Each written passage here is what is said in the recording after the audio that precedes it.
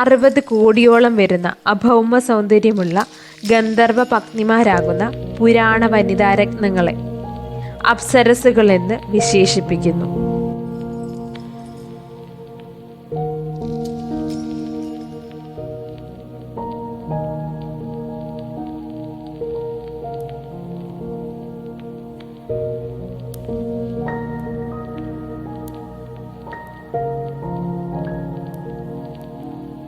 നിത്യ യൗവനവതികളും ആകാര സൗന്ദര്യത്താലും നൃത്ത സംഗീത വൈദഗ്ധ്യത്താലും ആരെയും മനം മയക്കുന്നവളാകുന്നു അപ്സര സ്ത്രീകൾ.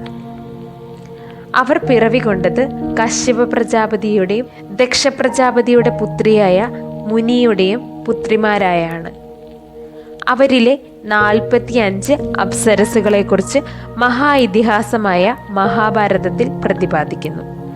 അവർ യഥാക്രമം അദ്രിക, അലംബുഷ, അംബിക, അനവന്ത്യ, അനൂനച, അരുണ, അസിത, ബുദ്ബുദ, ദേവി, ഘൃതാജി, ഗുണമുഖ്യ, ഗുണവര്യ, കാമ്യ, കർണിക, കേശിനി, ക്ഷേമ, ലത, ലക്ഷ്മണ, മനോരമ, മാരീചി, മേനക, മിശ്രസ്ഥല, പൂർവചിത്തി, രക്ഷിത, രംഭ, ഋതുശാലി, സഹജന്യ, സമീജി, സൗർഫേദി, ശരദ്വജി, സൂചിക, സോമ, സുവഹു, സുഗന്ധ, സുപ്രിയ, സുരജ, സുരസ, സുരത, തിലോത്തമ, ഉംലോച, ഉർവശി, ബാപു, വർഗ, വിദ്യുത്പർണ, വിശ്വാജി എന്നിവരാകുന്നു.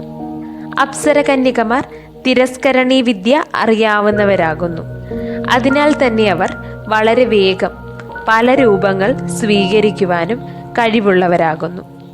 ഇന്ദ്രസദസ്സിലെ നർത്തകരായ അപ്സരസുകൾ ഋഷിവര്യന്മാരുടെ തപസ് മുടക്കാൻ ഇന്ദ്രനാൽ നിയോഗിതരാകുന്നു. അങ്ങനെയുള്ള ആകാശസഞ്ചാരികളാകുന്ന അപ്സരസുകളിൽ ഒരുവളാകുന്നു മേനക. മേനക എന്നാൽ പ്രശസ്തരായ 4 അപ്സരസുകളിലുള്ളവളാകുന്നു. അവർ യഥാക്രമം ഉർവശി, മേനക, രംഭ, തിലോത്തമ എന്നിവരാകുന്നു. മഹാമുനിവര്യനാകുന്ന വിശ്വാമിത്രൻ കൊടും തപസ് അനുഷ്ഠിക്കും വേളയിൽ തപസ്സിൽ ഭയചിത്തനായ ഇന്ദ്രൻ അധികാരം നഷ്ടപ്പെടുമോ എന്ന ഭയത്താൽ അതിസുന്ദരിയായ അപ്സരയായ മേനകയെ വിശ്വാമിത്രന് മുൻപിലേക്ക് അയച്ചു. അവളുടെ അംഗലാവണ്യം കാണിച്ച് അദ്ദേഹത്തിൻ്റെ തപസ് മുടക്കുകയും അവർ തമ്മിൽ രമിച്ചതിന് ഫലമായി ശകുന്തള എന്ന ശിശു ജനിക്കുകയും ചെയ്തു. അതുപോലെ തന്നെയുള്ള മറ്റൊരു സംഭവ വികാസമാകുന്നു ജ്വാലാമുഖി എന്ന അപ്സരസ്. അപ്സരസുകൾ എന്ന അമാനുഷിക ശക്തിയുള്ളവരെ ഹിന്ദുമതത്തിൽ മാത്രമല്ല പരാമർശിക്കുന്നത്, ബുദ്ധമതത്തിലും അവരെക്കുറിച്ച് വ്യക്തമാക്കുന്നു.